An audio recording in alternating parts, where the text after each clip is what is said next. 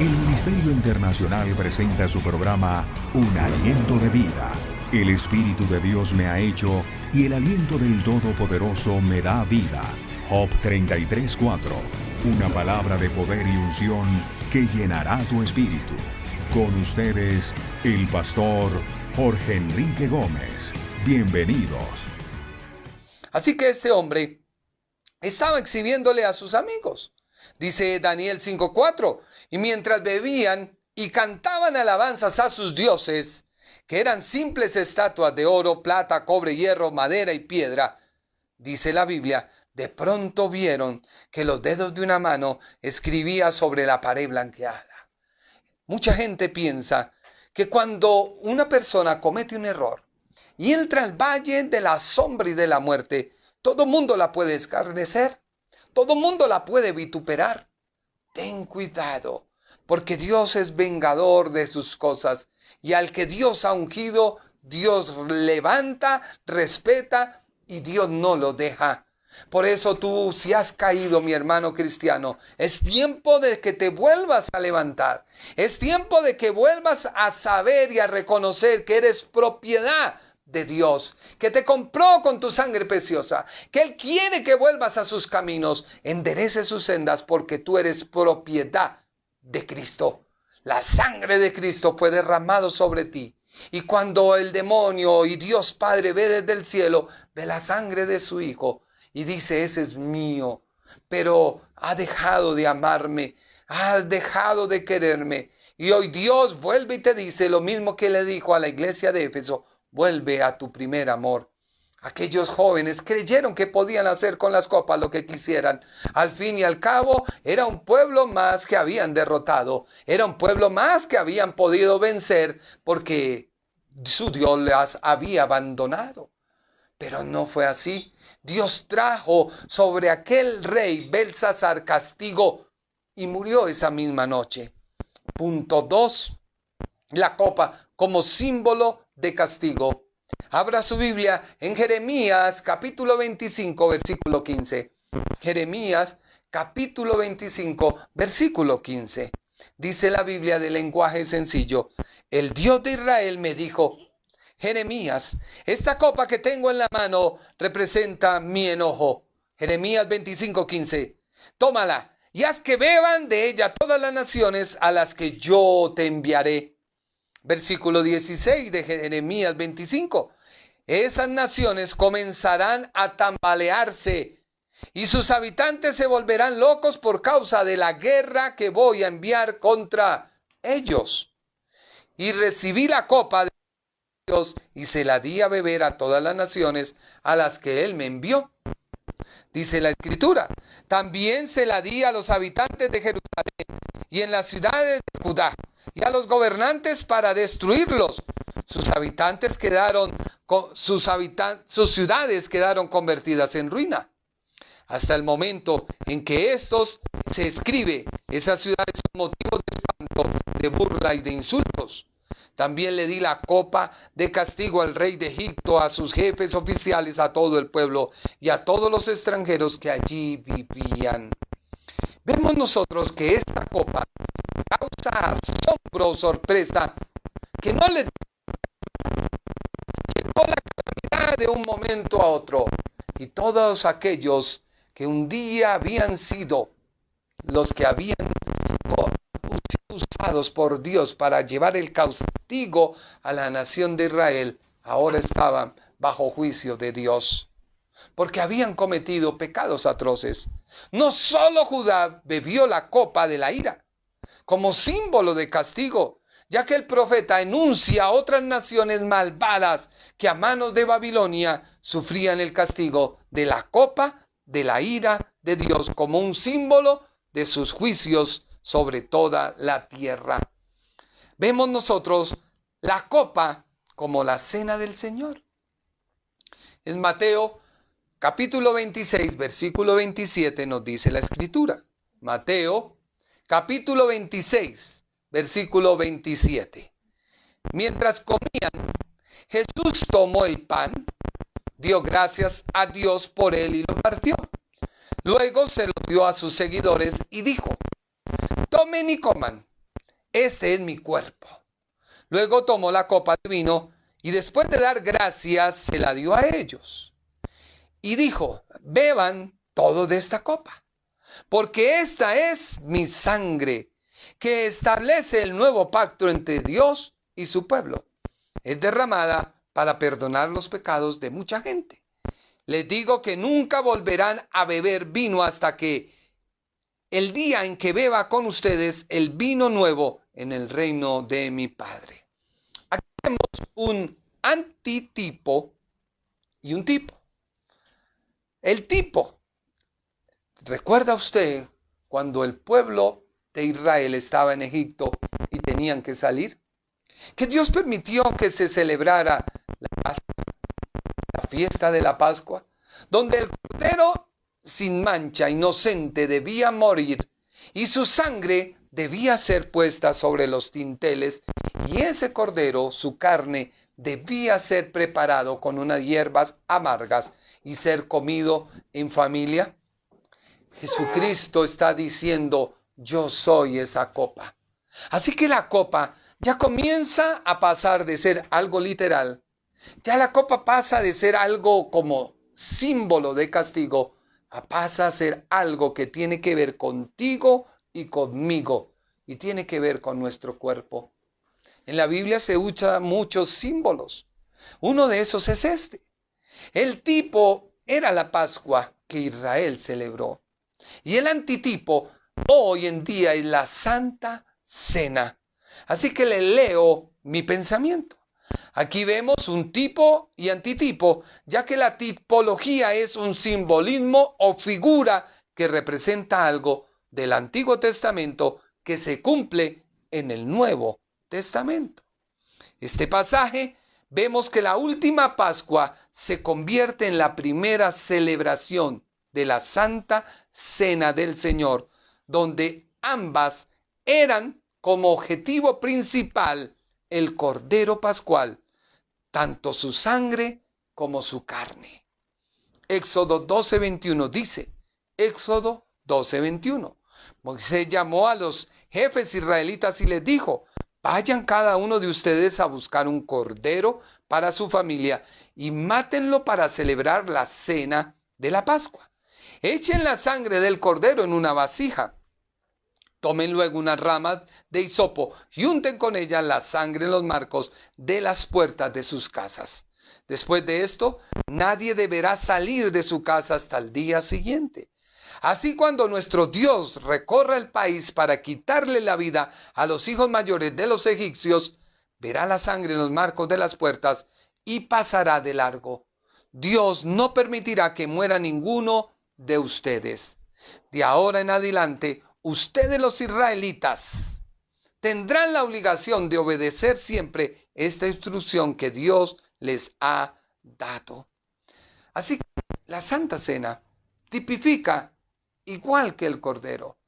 El Cordero, Jesucristo, murió en la cruz del Calvario y su sangre no ha sido derramada sobre un dintel, sino ha sido derramada sobre todo aquel que cree y reconoce que Él es su Cordero, que puede limpiarle de su pecado y de su maldad. Y como memoranza es que nosotros en la iglesia celebramos la Santa Cena, que es el pan y una copa. Ahí vemos nosotros un ejemplo más. Miremos lo que dice este pensamiento. Esta fue la orden dada por Dios a Moisés cuando eran esclavos en Egipto. Y como esta preparación los conduciría a la libertad del yugo del faraón y de la esclavitud de de Egipto, a la esclavitud de Egipto. La primera celebración, que es la Pascua, es tipo, ya que el protagonista es el Cordero Pascual, porque la sangre del Cordero Pascual era colocada en los dinteles de las casas para que el ángel de la muerte pasara por alto esta casa. Pero su carne debía ser comida, acompañada con hierbas amargas. Así que no era un asado de cordero, sino una celebración que inspira dolor y sufrimiento en el mismo acto, tanto para quien lo comía como para el mismo cordero que era preparado. Y es que la cena del Señor es un antitipo que celebramos teniendo también como protagonista al Cordero de Dios. Juan 1:29 dice, el Cordero de Dios. Al siguiente día vio Juan a Jesús que veía a él y dijo, este es el Cordero de Dios que quita el pecado del mundo. El Señor Jesús dijo que es el Cordero y es la Pascua. Juan 6:53. Juan 6:53. El que cree en mí es como si comiera pan del cielo y nunca estará separado de Dios. Yo he bajado del cielo y puedo hacer que todos tengan vida eterna. Yo moriré para dar esa vida a los que creen en mí. Por eso les digo que mi cuerpo es ese pan que da vida y el que la coma tendrá vida eterna. Los judíos empezaron a discutir entre ellos y se preguntaban, ¿cómo puede éste darnos a comer su propio cuerpo? Mire que el Señor Jesucristo fue claro con Israel y les dijo, yo soy el Cordero. Y así como ustedes celebraron la Pascua, que les libertó y les dio la libertad del yugo egipcio y del faraón, yo les daré la libertad de sus pecados. Si hoy tú crees en Jesucristo, serás salvo de tu pecado. Si tú algún día recibiste a Cristo y pasaste por el valle de la sombra y de la muerte y te has quedado ahí, hoy el pastor vuelve y te dice, ven a mí, mi vara te conducirá y te sacará de este valle. Y mi cayado te atraerá nuevamente a mí, porque he preparado para ti una mesa, está servida, entra. Habrán enemigos que querrán destruirte, pero yo estaré vigilante, estaré sigiloso para que nada te pase. Y todo lo que pasaste y todas las luchas que quedaron en tu mente, yo las quitaré ungiendo tu cabeza con aceite para que tú puedas decir, mi copa puede rebosar. Así que el Señor Jesucristo les dijo, versículo 53 del mismo Juan 6:53. Jesús les dijo, yo soy el Hijo del Hombre y les aseguro que si ustedes no comen mi cuerpo ni beben mi sangre, no obtendrán vida eterna. El que come mi cuerpo y bebe mi sangre tendrá vida eterna. Cuando llegue el fin del mundo, yo lo resucitaré. Mi cuerpo es la comida verdadera y mi sangre es la bebida verdadera. El que come mi cuerpo y bebe mi sangre vive unido a mí y yo vivo unido a él. Mi Padre, el Dios de la vida, fue el que me envió y me dio vida, pues tiene poder para darla. Por eso, todo el que coma mi cuerpo tendrá vida eterna. Este es el antitipo del tipo del Cordero Pascual que estaba sucediendo con el pueblo de Israel. Hoy Dios nos ha dado el privilegio de que tú puedas formar parte de su cuerpo y que reconozcas que Jesucristo es el Cordero Pascual que fue prometido a Israel. Pero ante el rechazo de Israel, tú y yo podemos entrar y celebrar también esa Pascua. Come a Cristo. Tú dirás, ¿cómo lo hago? Su palabra. Dice la Biblia en Juan 1:1, porque en el principio era la palabra, el verbo, y el verbo era con Dios, y el verbo era Dios. Era necesario que la palabra se hiciera carne y habitara entre nosotros, y viéramos su gloria, gloria como del unigénito del Padre. Como tú comes la carne de Cristo cuando tú lees la palabra, Mateo, Marco, Lucas, Juan, y empiezas a conocer quién es el Cordero de Dios. Porque era necesario que el Cordero de Dios viniera al mundo y pudiera rescatarte, pudiera librarte, pudiera perdonarte. Solo Cristo puede darte paz. Solo Cristo puede darte descanso. Dile en esta hora, Señor Jesús, ven a mi vida. Yo quiero sentir la paz que este hombre habla. Si tú eres real, quiero sentirte. Díselo, reta a Dios. No son mis palabras, no es mi poder, no es mi unción. Es la gloria de Dios que en esta hora quiere salvar tu vida. Dios es tan real como el aire que tú respiras. Dios es tan real como la misma agua que no tiene color, pero cuando se refleja sale el arco iris. Dios es real, Dios es maravilloso. Dice la Biblia: yo no soy como el pan que comieron sus antepasados, que murieron a pesar de haberlo comido. Jesús dijo todas esas cosas en la sinagoga de Capernaum. Cuando muchos de los seguidores de Jesús le oyeron enseñar esto, dijeron: esto que dices es muy difícil de aceptar. ¿Quién puede estar de acuerdo contigo? Pero Jesús le respondió: ¿esto os ofende? Al igual que el Cordero Pascual, Jesús debía morir para que su sangre, que no es en un dintel de una puerta de una casa, sino que está cubriendo todo tu ser, pueda salvarte.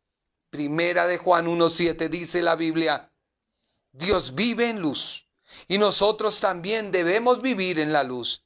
Si continuamos viviendo en la luz, estamos unidos con Dios.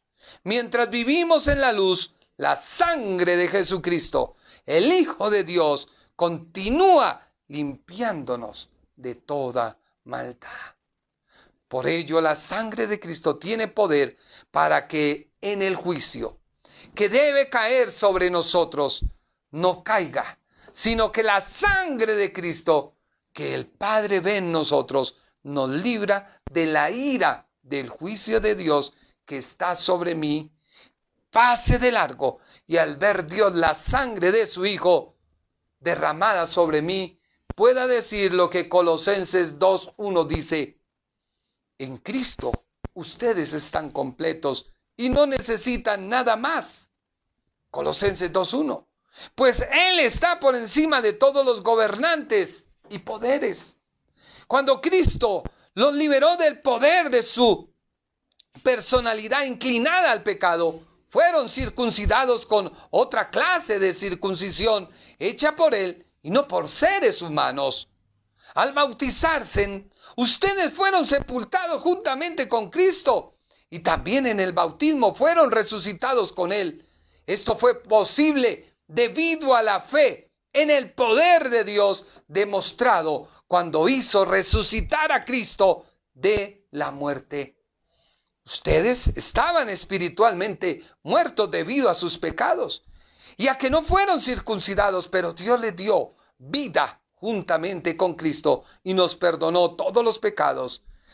Teníamos una deuda porque no podíamos cumplir las leyes de Dios. La cuenta de cobro tenía todos los cargos contra nosotros, pero Dios nos perdonó la deuda y clavó la cuenta en la cruz. Dios venció a todos los poderes y fuerzas espirituales a través de la cruz, desarmándolas y obligándolos a desfilar derrotados ante el mundo. Por eso les digo, no permitan que nadie les diga lo que tienen que comer o beber. Tampoco se sientan obligados a celebrar festividades judías, fiestas de guardar, celebración de luna nueva o días de descanso. Esas son cosas del pasado, imágenes borrosas. Son tipos que hoy son un antitipo en Cristo. Esas son cosas del pasado, imágenes borrosas de lo que debía estar por venir. Pero ahora tenemos a Cristo, que es la realidad. Así que la cena del Señor, cuando tú y yo la tomamos, estamos recordando ese Cordero que murió en la cruz por mí, y su pan, que es su cuerpo, entra en mí para darme vida, y su copa, que es su sangre, entra en mí como una unidad, una identidad que yo tengo en Cristo. Por eso ten cuidado tú con qué te identificas. Si sale una nueva tendencia en Facebook, ¿tú te identificas? ¿O es Cristo? No soy religioso, soy cristocéntrico. Alguien dirá, ¿qué religión? No, la palabra de Dios dice, con quien tú te unes, tú eres. La copa como sentido figurado, como trago amargo. Voy corriendo porque si no, no terminaríamos. Y hacer otro estudio ya usted dirá, pero qué cansón este pastor. Así que vamos corriendo. La copa como sentido figurado como trago amargo. Mateo 20, 22. Mateo 20, 22. Pero Jesús le respondió a ellos: ¿no saben lo que piden? ¿Acaso pueden beber de la copa amarga de sufrimiento que yo estoy a punto de beber? Claro que sí, contestaron ellos, podemos. Había una copa que el Señor debía pasar. ¿Recuerda usted cuando Él exclamó y dijo: Padre, si es posible, pasa de mí esta copa, pero que no se haga mi voluntad, sino la tuya? ¿Cuál era esa copa? Era en su propio cuerpo los padecimientos que debía sufrir, pero no solamente era la cruz del Calvario. Mucha gente piensa que era que Jesús estaba pensando en que le iban a clavar y que le iban a colocar una corona. No.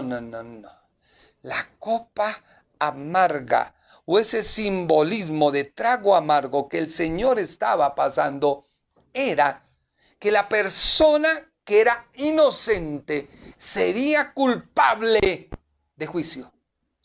¿Qué día reprendiendo a mis hijos le echaron la culpa al otro? Y ese otro, por temor al castigo, ¿qué decía? No, yo no fui, fue fulano. Fulano, no, yo no fui, fue sultano. Y sultano, sí, es que ellos me empujaron. Y así sucede.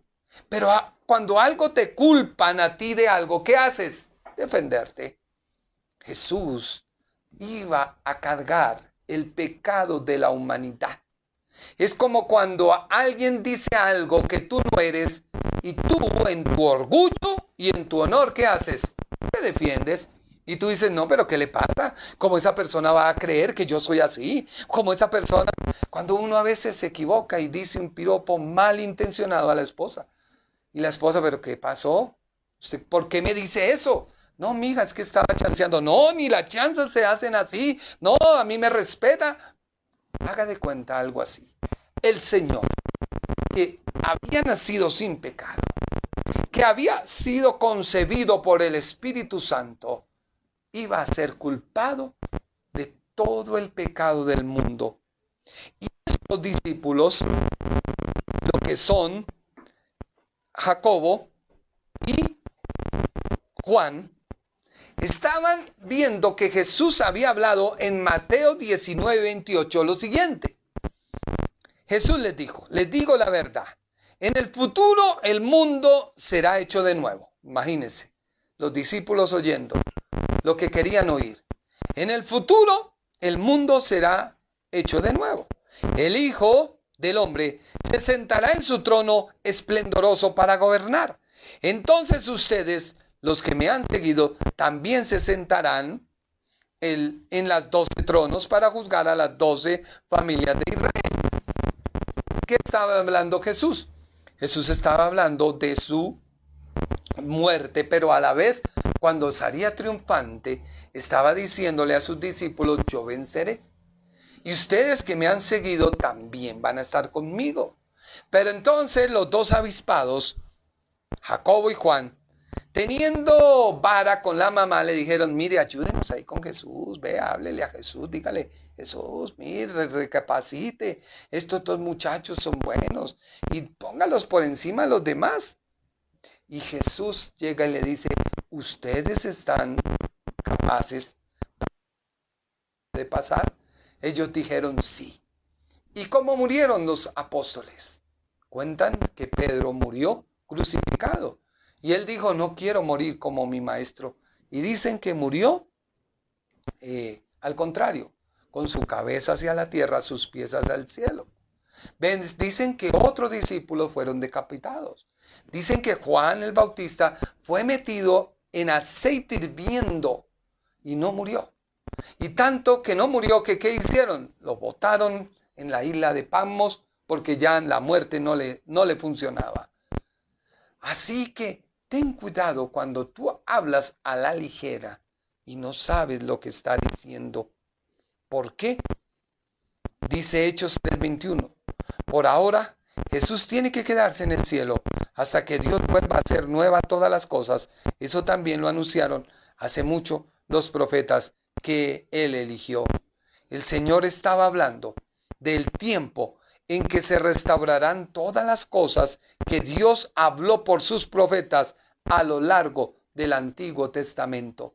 Él no estaba hablando de restablecer un reino en la tierra, ni salvar del yugo romano al pueblo de Israel. Pero a veces se habla lo espiritual y tú lo entiendes en tu carne. Y cuando tú entiendes las cosas de Dios en tu carne, te vas a equivocar y vas a cometer hierros grandes. Mucha gente dice, ¿para qué abren las iglesias? ¿Para qué abren lo otro? Pero no, tranquilo, yo sigo recibiendo, sigo todas sus donaciones. Ten cuidado, ten cuidado. El Ministerio Internacional presentó su programa Un Aliento de Vida. Venid a mí los que estáis trabajados y cargados, y yo os haré descansar.